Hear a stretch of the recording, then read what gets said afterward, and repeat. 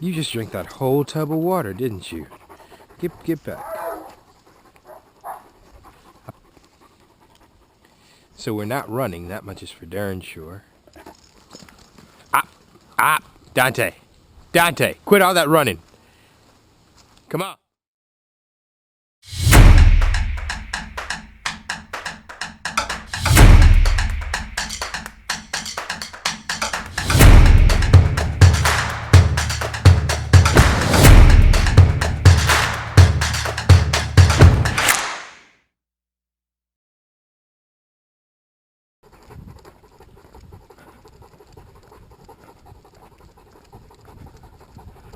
So, let's get over here. I'm letting him lead me a little bit. I don't really care till we get over here, then we'll sort this out. But you can see the difference here. He's just fine pulling me down the street like this. More than capable of doing so. I don't care what the dog is. Whenever you're setting up your leash, you should have a slip lead, and it should be at the top of the neck.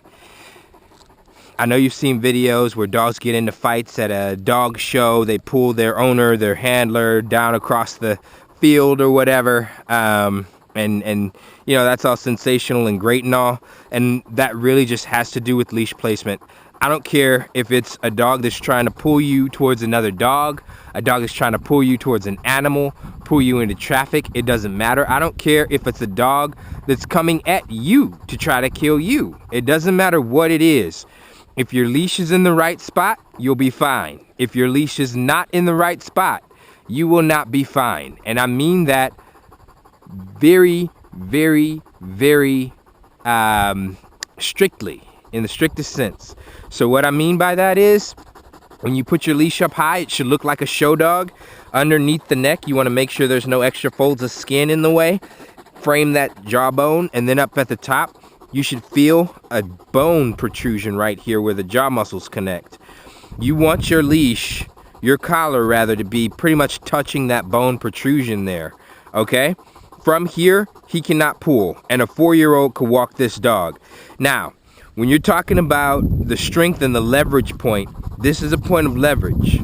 If you simply change the angle to here, he will pull you down the street.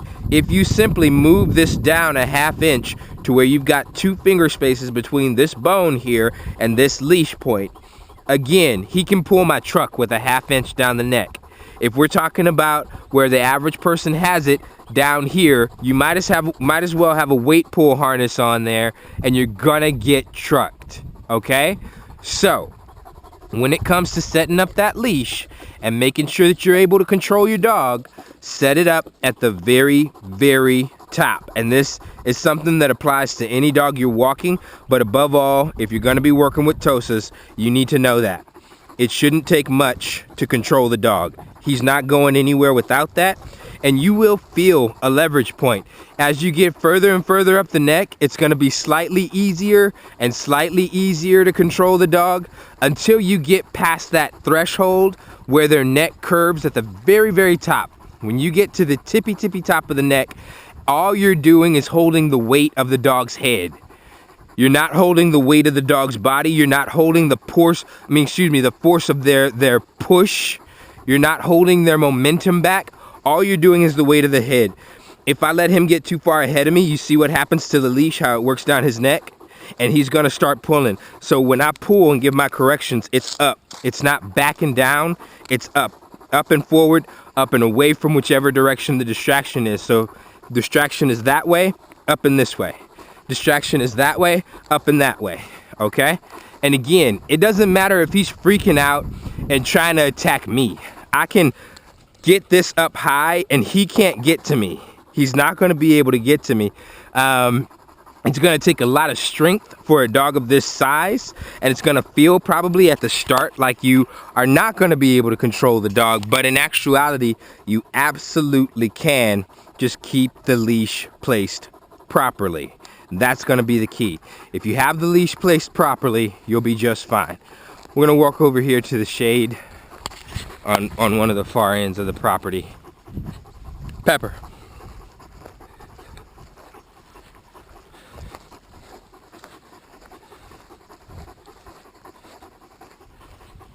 We just started clearing brush out here, finding all kinds of nonsense.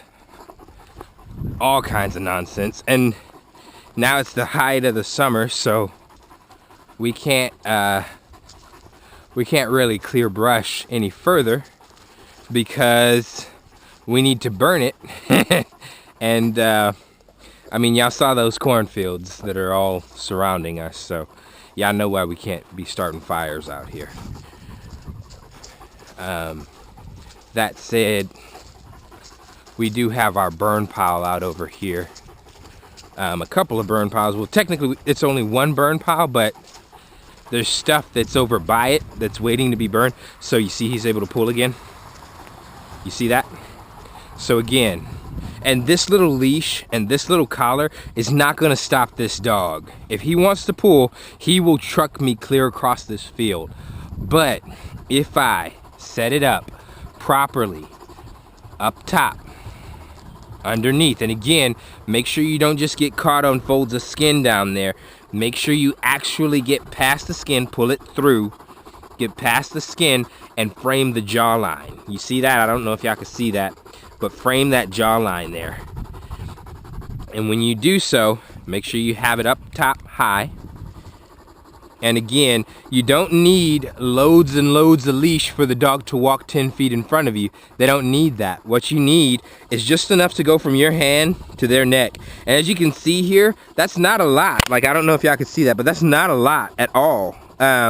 What's that, 2-3 inches? And that's like, that's giving grace, because quite frankly, when he's standing up all the way, there's really no distance between his neck and my hand. It's actually probably reversed. He's probably higher than my hand at its natural fallen position. But I give him like 1 or 2 links. That's fine by me, just so that he has enough to make sure that I can relax when it relaxes and tighten when it needs to tighten. That said, when we're walking and doing our thing, there's not really a whole lot going on here. And every inch he gets to knock it down, he's gonna pull harder and harder. And I don't mean a little bit harder. I mean, he goes from not pulling at all to enough to pull you down the street, then enough to pull 3 grown men down the street, then enough to pull a truck down the street with the brakes locked on, you know, so on and so forth. So it grows exponentially by every 1/4 of an inch. So just be mindful of that. If you feel like you're having trouble controlling your dog, I don't care what breed it is, set your collar upright and you'll be just fine. All right, so anyway, we have out here, this is just, maybe I'll just make this a little test video to kind of see how it turns out.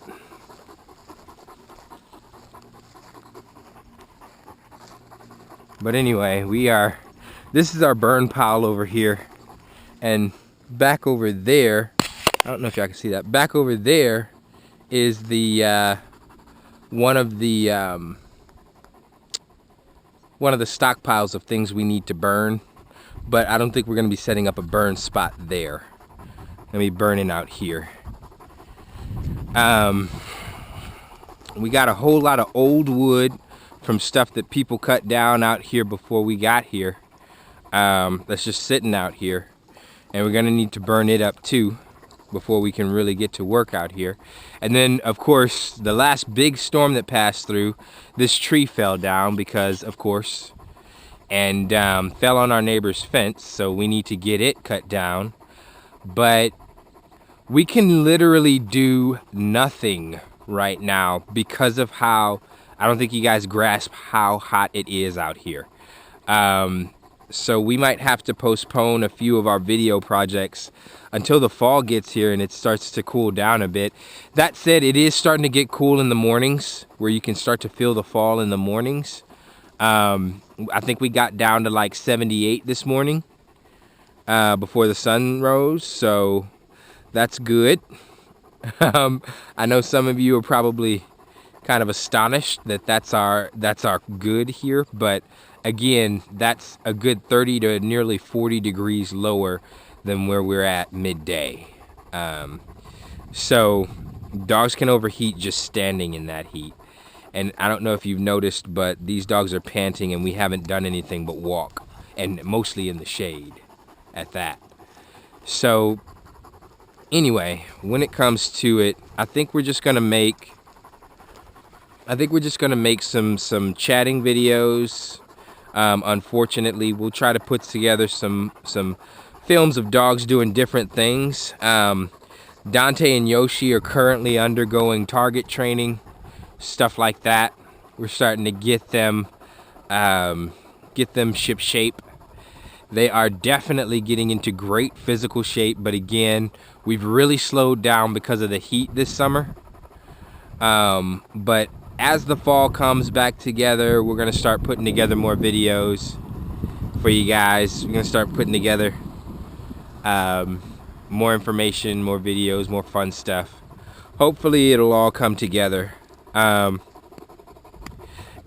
what I'll do is I'm gonna put together, I'm just gonna keep an eye on the weather, and once we can start getting consecutive days in the 90s or lower, then we'll get back to the real frequent filming. But right now it's just too hot.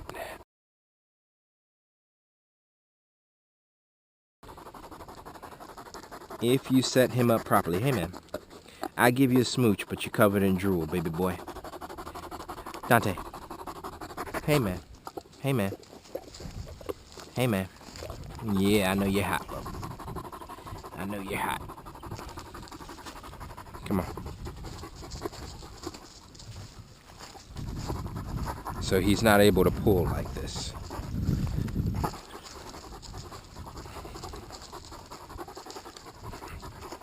Alternatively, if you don't have a chain collar, or if you don't like a chain collar, you can just turn your leash upside down and use it as a slip lead. That said, one thing I'll say, consider material, consider size. So if you have a big dog, you want a big, thick chain. No, it's not about proving how big and bad you are. It's about the fact that if you use a tiny, small chain, it's more likely to cut the dog than it is to simply check them. So you want a big chain that matches the size of the dog you're working with. A little tiny, slim chain is great for a Chihuahua. It's great for a Jack Russell. It's not something you want to use on a Pit Bull. It's not something you want to use on a Lab. It's certainly not appropriate for a Mastiff of any type. And then the other thing is match your material to your dog's coat length. I like metal a lot, just as a general rule, but I'll say the drawbacks to metal is that on a short coat dog, when you're using a metal chain link, a metal choker or metal slip lead, you're gonna feel every chain link. And sometimes it'll get caught on the chain links itself and it won't move. You see that? I don't know if y'all can see that, but you can even hear it sometimes. I don't know if y'all can see and hear that, but yeah. The thing that I would more advise or say would be slightly better for a short-coated dog would actually be one that's made of cloth of some sort. Just because, again, it's going to be a little bit smoother on them and work a little bit better. That said, I like chain because, one, I like the look of it. Two, I like the fact that if I have a dog freak out on me, they're not going to bite through it. And it's not really that big of a deal, especially the way that I'm working with my dog. I tend to work away from having to use this, so it's not like it's something that you see me having to rely on all the time, having to pull on and stuff. That said, the places that I would not use, or I would recommend a chain above a short, above, bleh. Okay, we're gonna try that again. The places that I would use a chain and recommend a chain above a cloth leash is if you have a dog that has medium or especially long fur, I would recommend using chain. The simple fact of the matter is that cloth is going to get fur stuck in it and it's going to get hung up on it. It might make dreadlocks in the fur, but it'll certainly get caught on the fur and get stuck, and you don't want that, especially when you have something around your dog's neck. So cloth is great for short-haired, and metal is imperative for long-haired. But that said, if I had to say one was okay for use for both, it would be metal, in the sense that, again, metal's not going to be a detriment on a short-haired dog. It's just going to be less pleasant, less smooth operating, and so on and so forth. But again, ultimately, you should be training your dog, so it's not like it's something that you need to rely on to a great extent or for a long-term solution. It is not. That's like buying a blinged out crutch when you broke your leg. You don't need that. You need a crutch that can help you to do the things you need a crutch for, but you must be going to your rehab. You must be getting that leg back to ship shape and back to working with it, so that way you don't need the crutch anymore. And that's what I like, you know, getting on a soapbox. That's what I think a lot of people unfortunately see a leash as, even down to the essence of a leash law, right? Now crutches are required as opposed to simply training your dog and being able to say, over here, miss. Thank you guys so very much for checking out our channel, for watching our videos. I hope I wasn't too boring. Thank you for following us or watching us. If you do not already follow us, please follow. If you have not liked this video, please like, and please subscribe, and you'll be able to keep up with the next videos we put out about Tosas. We love what we do here. There'll definitely be more videos, and you can learn a bit more about the breed, learn a bit more about us, and hopefully it'll be stuff that you'll find useful. One other thing I would say is that if you can, please share our information. I know a lot of people will say share, but for us it's actually more important. You may not know this, but the Tosa is what we might consider an endangered species here in the US and even in the West.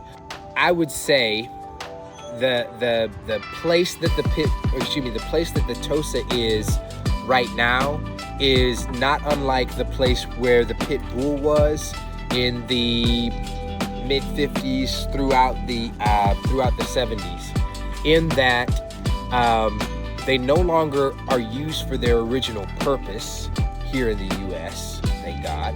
They are not used for their original purpose. So that kind of leaves a vacuum. The breed's notoriety is going down in that vacuum, but what that opens the door for is for bad actors to get a hold of what remaining specimens there are and use them for, we'll say, nefarious purposes. And when it comes to it, this is a wonderful breed. We just barely got the pit bull to where it's like 50-50 publicity, right? I'd hate for the Tosa to be the next dog everybody hates. So please share as much as you can. Get the information out there about the breed. It took so long for the pit bull to make a comeback, not because of breeding and responsible breeding practice. No, there's always been people that have been breeding pit bulls responsibly. You know, what it took was having people in their corner, advocates, people who could stand up and say, that's not the way pit bulls act in reality. That's a dog that's been abused. That's a dog that's been mistreated. That's a dog that's been mistrained. And that can happen to any breed, you know? And the more that those people get out there, the more you see the pit bull coming out in a better light, you know? Unfortunately, it's still got a long way to go, but that was the change. And the same thing is true for the Tosa. We need people who are going to get out there and say, hey, look, that behavior right there, that's not a Tosa. This, that, the other thing, that's not Tosa behavior. This is an example of an unfortunate set of circumstances that befell an individual dog. It is not what is to be expected of the breed as a whole. So when it comes to it, I think it's super important that you share, even more than liking and subscribing, which would be awesome. But share so that the information gets out there and more people learn the truth about the Tosa. All of it, not just the fighting past, but where they are today and where they're heading. Hopefully, more people will see this, more people will share, and the information will be out there. Again, you don't necessarily have to want to get a Tosa yourself, but learn about the breed. We need more advocates. Hopefully, some people watching this will find that true and become an advocate for this wonderful, amazing breed. Thank you guys so much for your time. We'll let you go and enjoy your life, and let Mr. Dante get on to his kibble for the day.